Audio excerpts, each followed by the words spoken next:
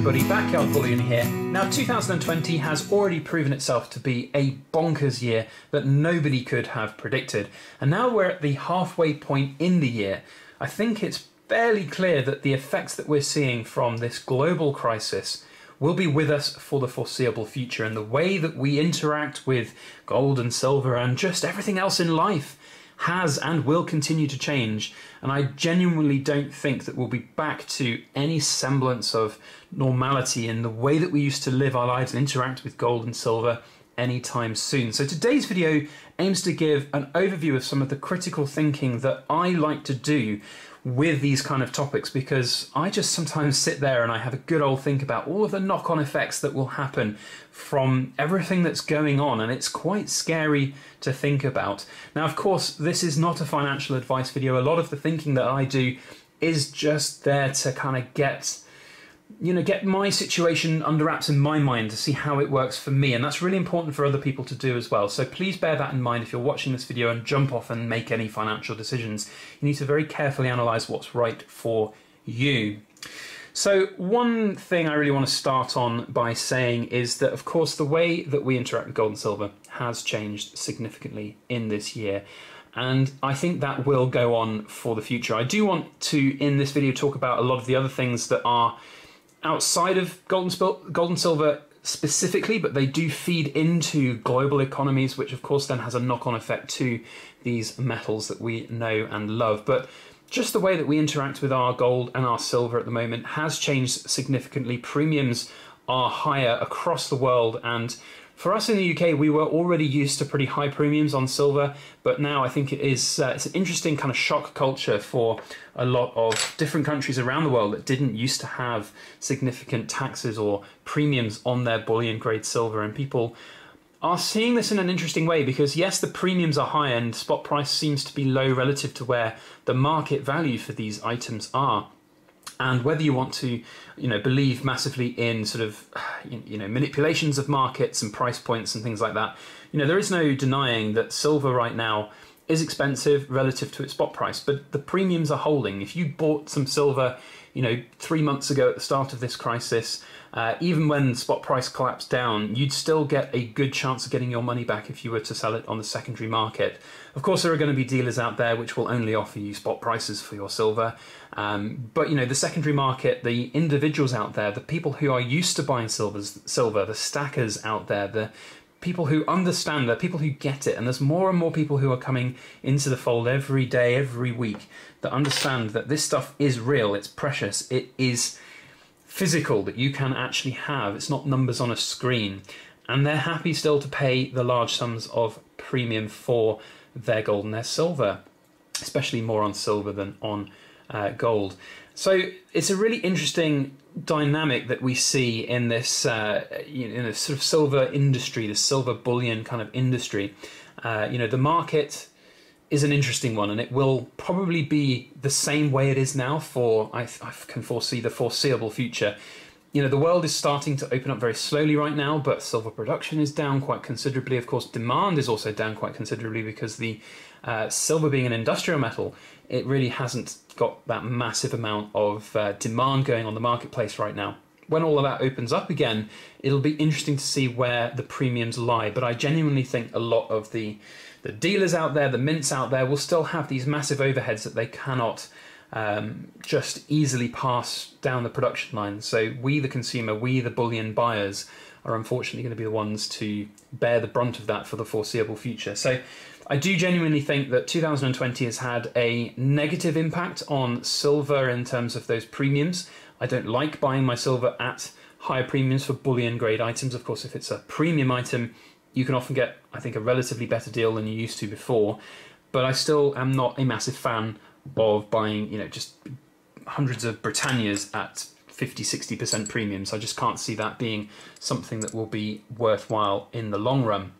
So that brings me then on to the question of gold. Let's get some gold on the camera here. Now, this wonderful gold coin, by the way, is the brand new gold Mayflower, the Rwandan Nautical, and I absolutely love it. If you want to find out more about this coin, I will be doing a special feature on this on Friday, this coming Friday. So if you needed no better reason to hit that subscribe button, you want to see this with all of its companions. Only 100 of these ever made. Really, really lovely. So anyway, gold. 2020 with gold. Now, premiums on gold have gone up just a little bit, but not a great deal. But the problem with gold is that the spot price of gold has held really well and gone up quite considerably over the last couple of months. Now, it does fluctuate. Granted, it goes up, it goes down. But it does represent, in my mind, a safer bet than silver because of the premium market. So despite the fact that gold has been more expensive, it really does represent, for me, a better price point. Now, that going forward is a really interesting one because we have other things to consider that are at play in this crazy world that we live in.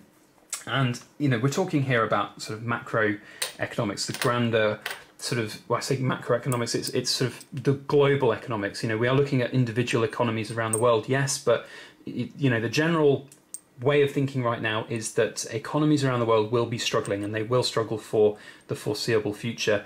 And the economic fallout that we're seeing from the absolutely ridiculous sums of money that governments are having to pay to bail individuals out in benefits and in you know, sort of coronavirus interruption payments and grants and all of these furlough schemes.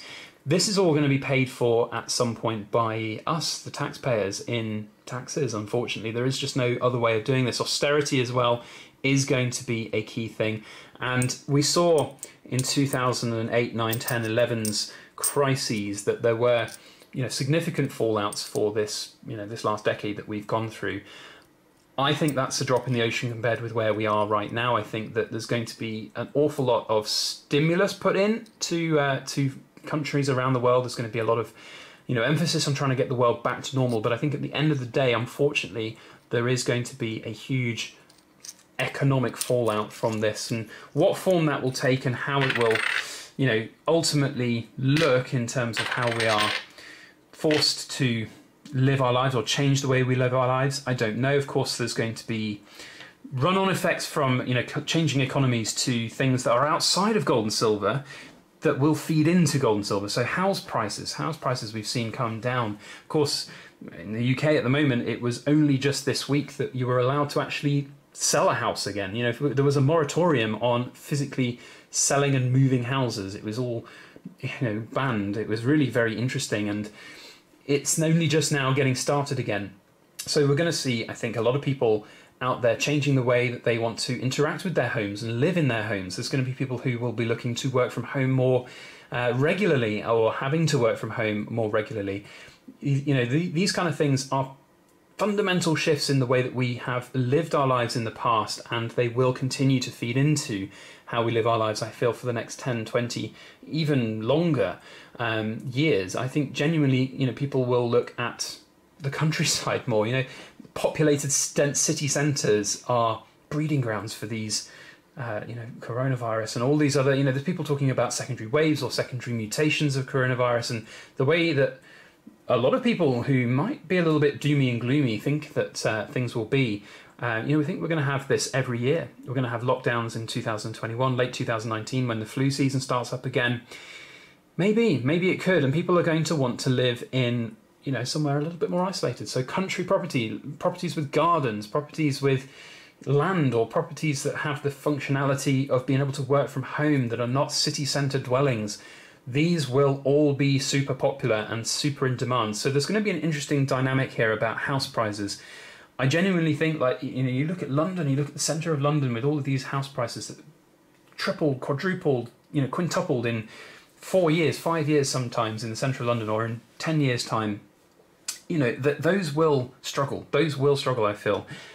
But only for a short amount of time, because there is this overarching desire and drive for people to want to get back to normal, back to the way of life. And I think people will, you know, I certainly am anyway. I'm pretty fed up of 2 meters, you know, 2 meters, 6 feet, whatever metric you use. It's just one of these things that it's not natural. It's not normal and natural for a human being to not be social and not be interacting with people around you, even if you're not going around hugging and shaking everybody's hands, you know, it's still really weird, even if you're out and about and you're having to it just feels strange, and I don't personally enjoy it and like it. That's not to say that I go around hugging everybody that I see, but, you know, just the social consciousness that you have to have, rightly so in certain, you know, arguments. There's definitely reasons why it should be there, of course, don't get me wrong, but it is not natural, and that is a fundamental shift as well in how that we interact with each other and live our lives right now.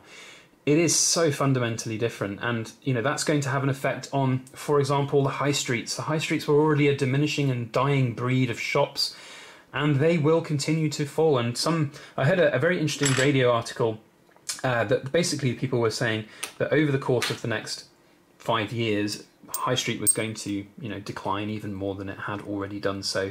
And this whole crisis has essentially sped up that process. That 3, 4, 5 year process has been exponentially accelerated, and I genuinely don't feel like it's going to be business as usual for high streets, and there'll be businesses that go bust, broke, and the way that we interact with shops will change. The way that we already interact with shops have changed. You know, queuing for sometimes half an hour or more just to get into the local supermarket, or, you know, the way that I haven't even talked about this, the way that we interact with money will change and has changed. You know, certain shops are not allowing the purchase of items with cash. Cash could go, coins could go. I mean, that's something that we never really thought might happen. Of course, there's been a lot of governments and countries around the world pushing contactless money, and debit cards, of course, now take up much, much more than in this world. But cash is still really interesting, and it harks back to this physical thing. So to bring the whole video full circle, physical assets, physical cash, cash is king, possession is 9/10 of the law. That is human nature. That is what we have lived with for thousands and thousands of years, hundreds of thousands of years. You have things, you have something physical that somebody else wants, you exchange it for something else. And money is the intermediary object that will balance everything out. And for money to disappear, for cash to disappear from the economy and be replaced with numbers on a screen, I personally do not get a warm, fuzzy feeling from that inside. And that's one of the reasons why gold and silver, in my mind, will still be with us for the foreseeable future in a physical form. I do also think that there'll be a significant amount of paper gold and silver, sort of physical. Gold and silver is obviously, you know, a certain liability. I've talked a little bit about that in the past before, but I do genuinely think that gold and silver has a part and a role to play going forward in the new world that we live in, this new world order, so to speak. And you know, for me, it's not really about price points and seeing where things will be in a year's time so that I can flip and sell some Britannias and make a bit of money. You know, it's not about that. It's about preservation of wealth. That's one of the themes that I have always talked about on my channel here, that gold and silver are not get-rich-quick schemes. They are preservation of wealth schemes. They keep your money and they transport it through time into a period where you can then use it again. It protects your wealth. That is what it's all about. So that, in my mind, fundamentally hasn't changed, but the way that we interact with our gold and silver has changed. The way that we take, you know, just everyday aspects almost for granted with our old way of life with gold and silver, that it was always X price, or it didn't have, you know, taxes on it, or it didn't have these premiums on it that people are still happy to pay. And I think, you know, dealers partly to blame in a way, passing on all of these costs. Yes, dealers have got to make money, but at what point does that price point break is my question, I guess. There's, you know, so much still to come in 2020. There really is. Like, you know, it's unfathomable quite how far we still have to go to be able to get back to some semblance of the way that we used to live our lives. And certainly in the world of gold and silver, I genuinely think that. I don't think we're going to get back to any semblance of normal premiums on silver anytime soon. Gold, I think, yes, I think that will come down, and has come down. Arguably, gold is much more accessible now at decent price points, certainly compared with how it was at the beginning of this crisis. But it's an interesting topic, and one which, as you can probably tell, I've done a fair amount of thinking about, and it all feeds into the way that I look at things right now.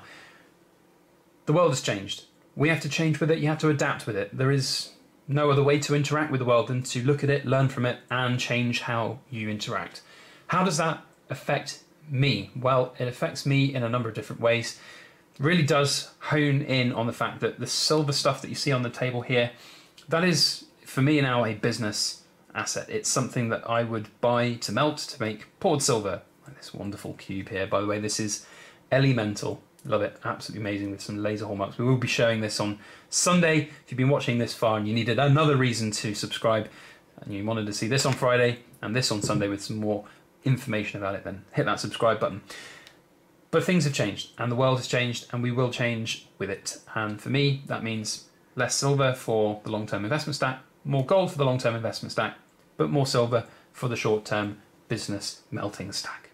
Anyway, I have rambled on long enough about this. I would love to know your opinions. It's one of the reasons I make these videos with this style of talk at the camera critical thinking. I do genuinely get a lot of enjoyment and information and knowledge out of the comment section. So please feel free to comment down below with your thoughts and opinions. All that I ask is that you be respectful of mine and other people's opinions.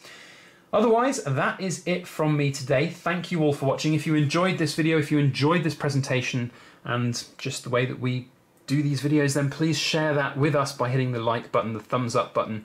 There we go, we can post for a nice thumbnail on there. And that's it. Have a great week. We'll see you on the next video, Friday, for this. And as always, please make sure that you like, share, comment, and subscribe for more.